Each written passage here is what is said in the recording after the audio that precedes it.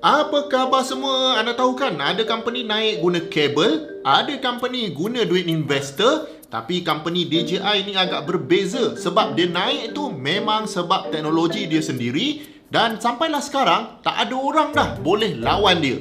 Jadi dalam video ni anda akan tengok macam mana sebuah company yang founder dia ni asalnya seorang saja boleh naik dengan mendadak sekali sampaikan US sekarang ban terus DJI punya drone dekat negara dia. Okey, jom kita tengok. First sekali, anda sendiri pernah tak guna barang-barang DJI ni? Kalau anda guna drone, most likely drone anda adalah drone DJI. Dan kalau kata anda seorang content creator, mungkin anda pernah guna kamera yang DJI buat macam DJI Pocket dan juga dia punya wireless microphone. Kalau dalam market drone ni, anda tahu tak yang DJI sekarang kontrol lebih dari 90% consumer market drone globally. Maksudnya daripada 10 drone yang terbang, 9 adalah brand DJI. Even polis, askar, penjara pun guna drone dia. Maksudnya bukan orang persendirian sajalah yang beli drone DJI ni. Tapi untuk kegunaan profesional macam law enforcement pun diorang beli juga. DJI ni adalah singkatan kepada nama penuh dia, Dajiang Innovation, atau nama yang lebih rasmi adalah Shenzhen Dajiang Innovation Sciences and Technologies. Dan HQ dia terletak di Shenzhen, Guangdong.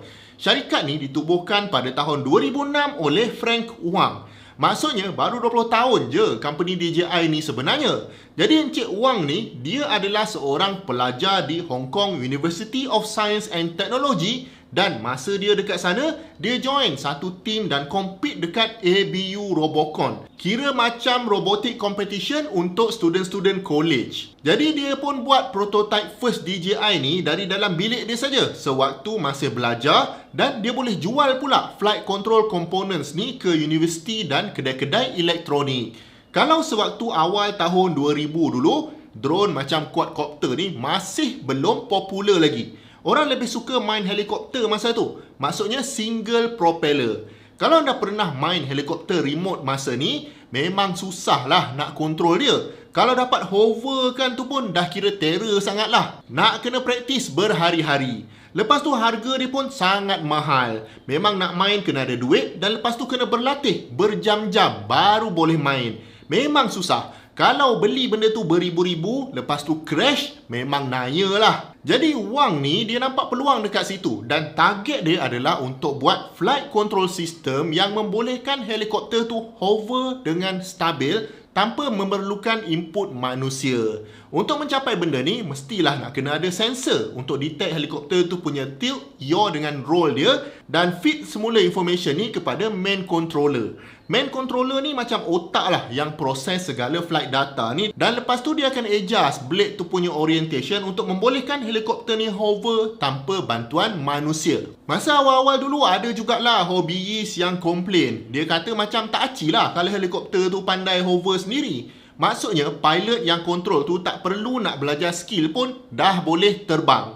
Tapi Wang ni dia tak kisah pun orang nak cakap apa. Dan nasib baik dia tak kisah. Daripada kontrol helikopter, pada masa tu juga Wang ni nampak yang teknologi quadcopter baru nak naik. Dan macam biasalah, kalau benda baru nak naik ni, mula-mula tu memang orang main sebagai hobi saja. Kalau dulu dia orang jual macam kit tu, kita kena pasang sendiri quadcopter ni, buat wiring sendiri, lepas tu terbangkan sendiri.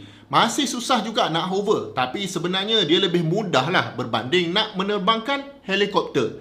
Sebabnya sekarang quadcopter tu bilah dia ada 4 tau. Jadi load dia tu boleh distribute di antara 4 blade ni. Nak ke depan, ke belakang, ke tepi pun lebih simple sebab dia hanyalah function kepada perbezaan kelajuan setiap blade sahaja. Dan disebabkan Wang ni dah ada teknologi untuk helikopter, maka dengan cepat je dia dah boleh adapt teknologi ni dekat quadcopter. Lepas tu dia tambah pula dengan GPS dengan kompas modul.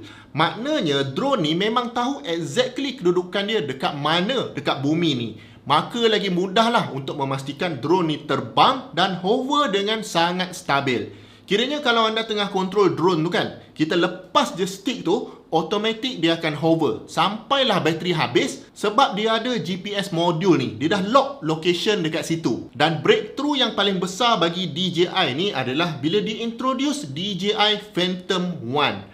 Tapi sebelum tu, kalau anda enjoy video ni, jangan lupa tekan butang subscribe kalau belum, sebab banyak lagi video-video best saya tengah plan untuk anda. Okey, jom sambung. Jadi dekat Phantom One ni, kiranya diorang combine semua teknologi yang diorang ada tu ke dalam satu package. Jadi tak payah nak beli kit dan pasang satu-satu lagi. Kita sekarang boleh beli terus satu unit drone, dah siap dah. Dalam tu ada elektronik dia, sensor dia, bateri dia, controller pun ada. Masa tu pula GoPro tengah hot, maka diorang buat sekali mount untuk letak GoPro dekat bawah. Jadi orang boleh bawa kamera GoPro tu untuk terbang, untuk dapatkan aerial footage. Konsep beli dan terus boleh terbang ni dipanggil RTF ataupun Ready to Fly. Walaupun sekarang ni nampak macam biasa, tapi dulu benda ni memang agak pelik. Jadi Phantom One memang laku keras lah waktu tu. Tapi bila diorang sedar yang dia dah ada teknologi stabilization tu, nak buat apa dia guna GoPro kan? Baik dia buat kamera sekali, lepas tu stabilkan image tu dan integrate terus dengan drone. Jadi masa tu diorang bangunkan pula 3-axis gimbal system dan mereka pun launch Zenmuse Z15. Ini gimbal system saja, tak termasuk kamera sekali. Tapi anda boleh letak apa saja kamera asalkan drone tu larat nak angkut. Jadi footage memang sangat stabil dan sistem ni menjadi sangat popular sampaikan Hollywood pun guna untuk buat movie. Kira kalau sebelum ni nak kena sewa helikopter untuk dapatkan aerial footage, sekarang dah boleh guna barang DJI sahaja. Jadi selepas tu, bila dah pandai buat drone, dah pandai buat gimbal, next logical step adalah buat kamera sekali dan letakkan gimbal dekat kamera tu. Dan teknologi ni diorang letak pada Phantom 2 Vision. Jadi bila diorang dah letakkan kamera sendiri, maka kamera tu sekarang boleh bercakap dengan drone tu, betul tak? Maka footage tu boleh diambil dan display pula sama ada dekat telefon ataupun dekat controller tu sendiri. Dan sekali lagi untuk mencapai objektif ni, diorang membangunkan teknologi yang diorang panggil Light Bridge, yang mana dia boleh streamkan video live dari kamera drone ni ke display. Dan jarak yang dia boleh cover tu adalah sehingga 4 km.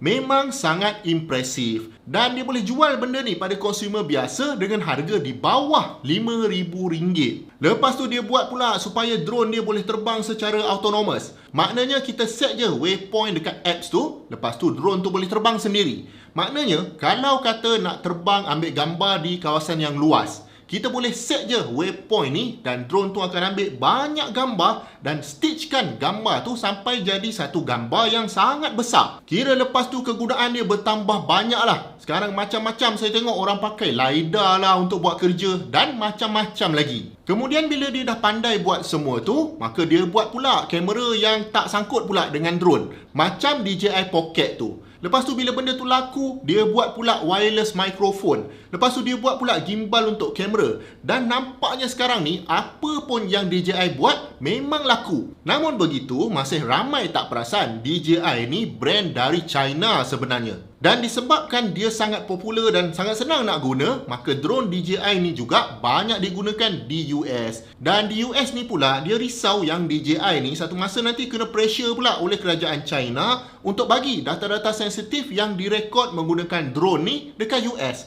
Contohnya macam high resolution punya map untuk infra yang kritikal macam power plant ke, jambatan ke dan sebagainya. Tapi DJI lawan balik lah. Dia cakap data tu boleh je simpan dekat local data. Contohnya macam memory card je. Tak payahlah transmit melalui internet kalau takut. Tapi US masih takut lagi. Diorang ni pun masukkanlah DJI ke dalam covered list FCC. Maksudnya barang-barang DJI yang baru dah tak boleh masuk ke US. Tak kira dia punya sistem ke, kamera ke, sensor ke, even bateri baru pun tak boleh nak masuk lagi. Even nak update software pun tak boleh. Nak jual dekat government agency, lagilah tak boleh. Boleh jadi ini juga adalah protection policy untuk membolehkan syarikat drone dari US untuk compete dengan DJI. Cuma sekarang ni belum ada yang mampu. Dan ini memberikan direct impact lah kepada DJI punya sales. Prediction saya adalah DJI ni dia takkan stop innovating teknologi baru semata-mata hilang market dekat US. Bahkan market di negara lain akan menjadi lagi meriah dan adoption penggunaan drone ni dalam industri akan membantu negara-negara lain jadi even lebih maju dari US lagi. Jemput tonton banyak lagi video-video best dekat sini dengan dekat sini. Jumpa lagi di video yang akan datang. Assalamualaikum.